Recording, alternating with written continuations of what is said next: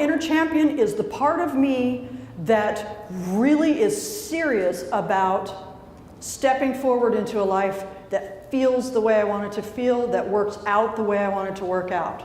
And it takes the willingness to vanquish the victim.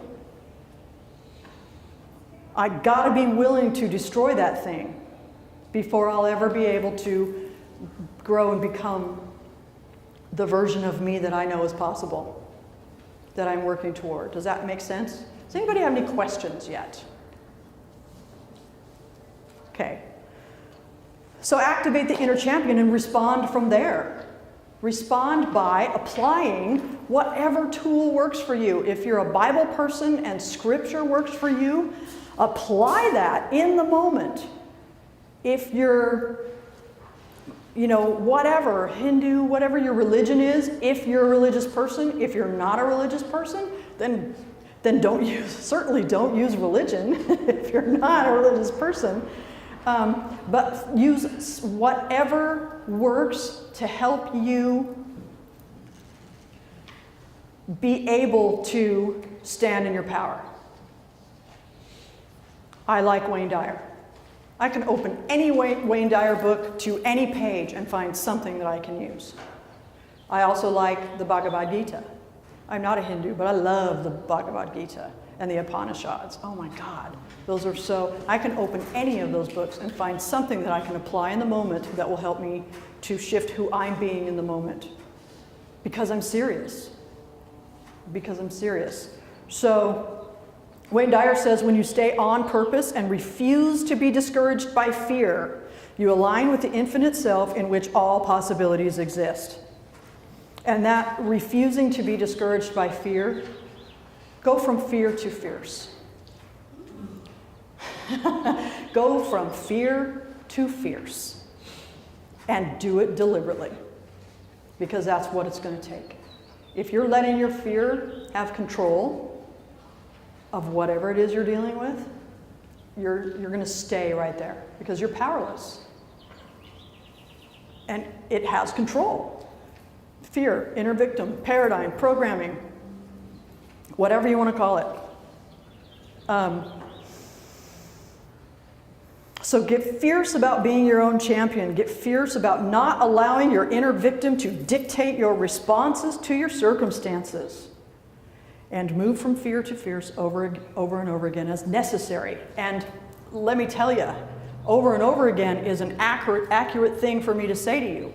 Because when you're in the middle of something that feels big and your programming it's way too far outside your comfort zone, but you really want what's on the outside of the box, that's really what you want, and you're taking steps toward it, your inner victim, inner tyrant, inner whatever you want to call it, is going to assert itself.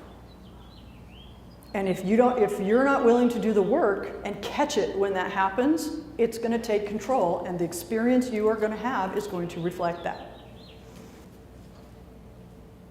So I went back to him. I'm back to 1999. I went back to him, went home with him, asking the question, what if I didn't believe I was weak?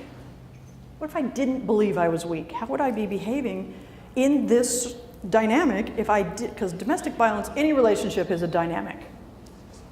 And we each have our role that we play in the dynamic, whether it's relationship, intimate relationship dynamic, whether it's a work dynamic, whether it's with other drivers on the freeway. We each have our role that we're playing. And I started asking myself, who am I being? Who am I being in this role, in this dynamic with him? And I found myself being the victim a lot, even at times where I didn't need to be. It was just my habit. It was just my habit. He wasn't even there a lot of the times. And I was living the experience of being abused by him even when he wasn't in the house. Does that make sense? We all do that. So that's what I was doing. What if I didn't believe I was so weak? Who would I be being? And then there's got to be a better way for me to live than this. There's got to be a better way for me to live than this. I don't believe that, but I'm willing to believe it. It stood in the open moment for 5 or 6 weeks until September 19th. Turned on the TV, heard her say that we all deserve to have our dreams come true. And I thought she was nuts. I didn't believe it, but she had my attention. And what followed was the stuff that I started applying.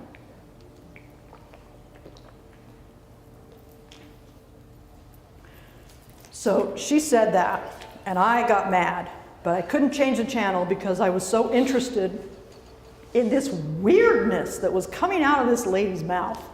It was really, really far out there. I didn't understand it. But I had been doing the work of standing in the open moment and being willing. There's got to be a better way for me to live than this. And here's this lady saying, your dreams can come true. And that probably is what kept me from changing the channel, because it was something that came from outside the box. So I kept listening, and a couple minutes later, she said 16 words that really got me sitting up straight. Because I was watching this show, I'm all slumped over in the corner of the couch. And she says the words, if you continue down the road you're on, you're going to end up where you're headed. And it was like a string got jerked me upright, like I was a puppet. Oh my God. Oh my God, because the second she said that, my mind went to, okay, it's a common sense thing. If you continue down the road you're on, you're going to end up where you're headed. We all know that.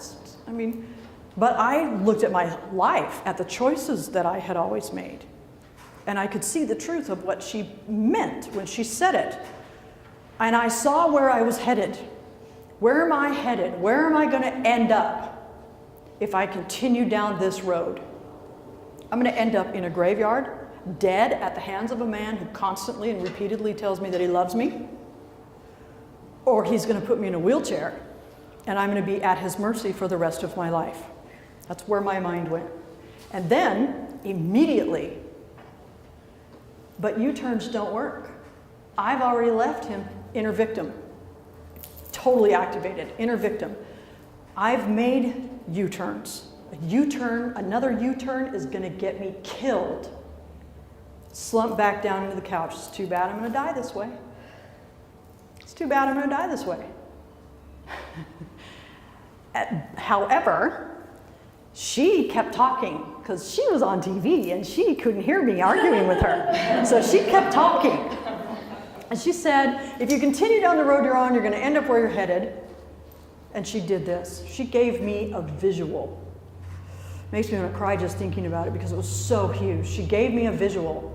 She said, if you're going down the road and you see you don't like where you're headed, just make a little shift in direction. Just a little shift in direction. 10 degrees, 1 degree, even just a fraction of a degree, and a mile down the road, you're in a whole new place. You're in a whole new place. I could do that. I could make a little shift in direction. I was very confident.